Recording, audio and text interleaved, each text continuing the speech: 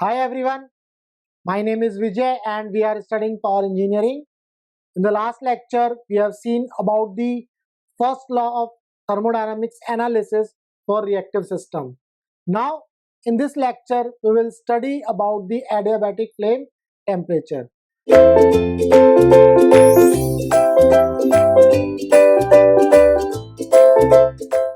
Friends, you know very well when there is a system, in that system, suppose reactants are reacting. During the reaction, some energy will release. Some energy will release and product will form. You know very well all these things. Now, then what is the adiabatic flame temperature? Suppose there is a system, or if I say there is a combustion chamber. In that combustion chamber, some reaction is taking place. For example, carbon and oxygens are reacting. In that case, CO2 will form and some energy will release during the reaction of carbon and oxygen. Now, the system is adiabatic. The system is adiabatic. Remember here, this is the system is adiabatic, and you know very well about the adiabatic system that in adiabatic system there is no heat loss or heat gain in a system. Whatever amount of energy or heat which is released during the reaction, where that energy will go?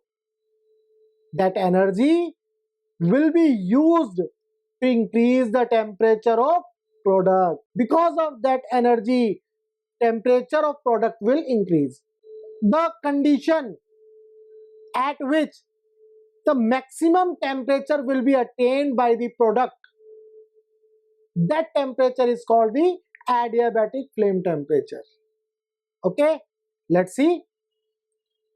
The temperature of product in an adiabatic combustion of fuel without applying any shaft work is defined as the adiabatic flame temperature. In a system where combustion is taking place, in that case, that system is adiabatic and there is no shaft work.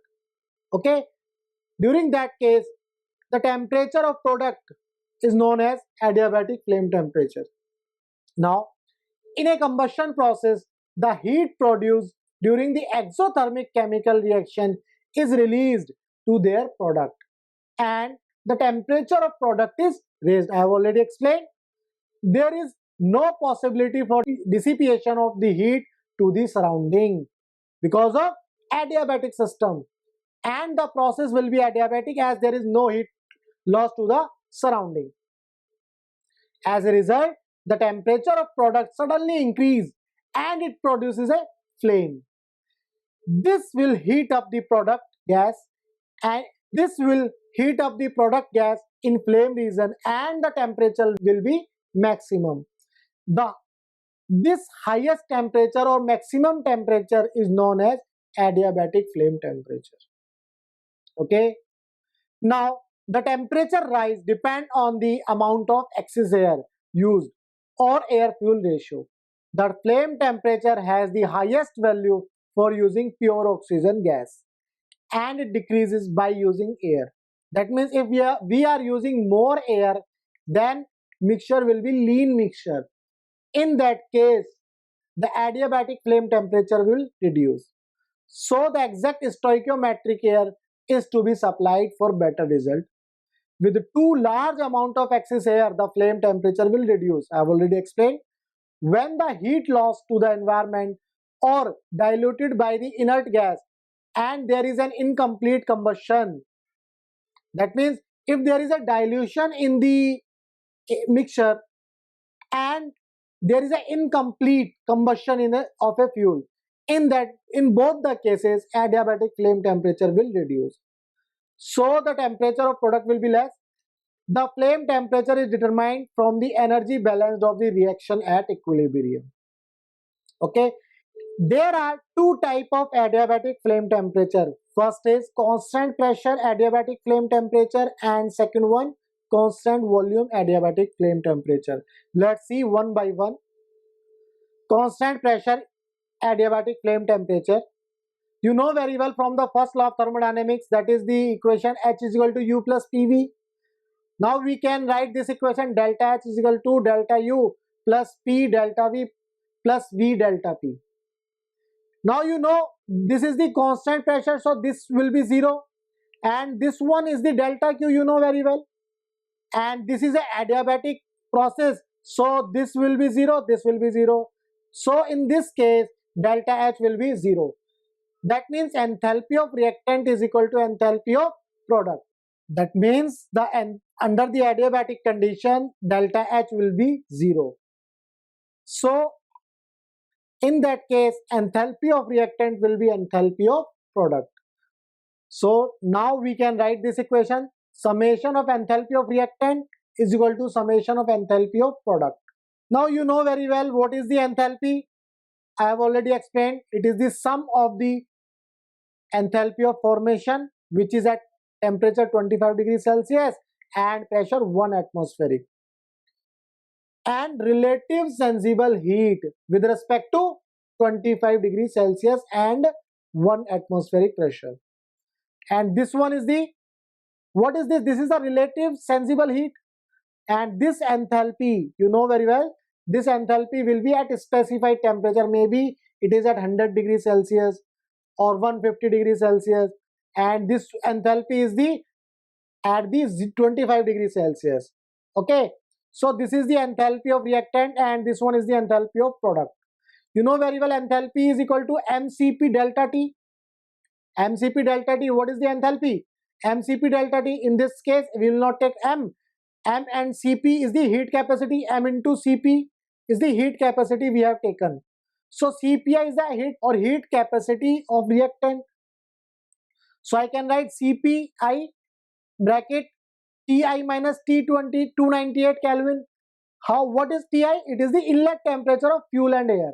It is the inlet temperature of fuel and air, and Cpi is the heat capacity of inlet heat capacity, we can say. Okay, now we can write for product also like this. In this case you have to remember what will be the temperature. Maximum temperature will be the adiabatic temperature. Maximum temperature will be the adiabatic temperature.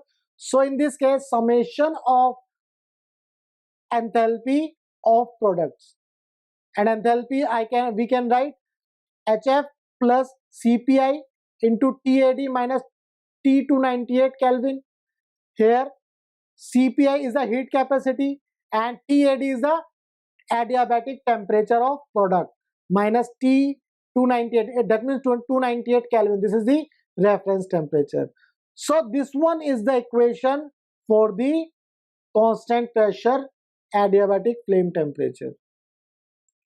Now let's see constant volume adiabatic flame temperature. From the first law of thermodynamics, you know delta Q is equal to U plus delta U plus P delta V. So this will be 0. Delta Q is equal to delta U. I can write QV is equal to delta U. We know very well H is equal to U plus PV. So I can write H is equal to U plus nRT. PV is equal to nRT. We can write U is equal to H minus nRT. We can write U is equal to H minus nRT. We can write. Now delta U is equal to delta H minus delta nRT. We can write, and delta U is equal to QV. Delta U is equal to QV, and QV is equal to 0 because it is an adiabatic process. It is an adiabatic process. So QV is equal to 0. So delta U is equal to 0. So we can write delta H minus delta nRT is equal to 0. Hence we can write delta. What is delta H? It is the enthalpy of reactant minus enthalpy of product. It is the enthalpy of reactant minus enthalpy of product because it is a combustion process. That's why I have written like this, minus delta minus R we have taken common, and NR into Ti minus Np into TAD.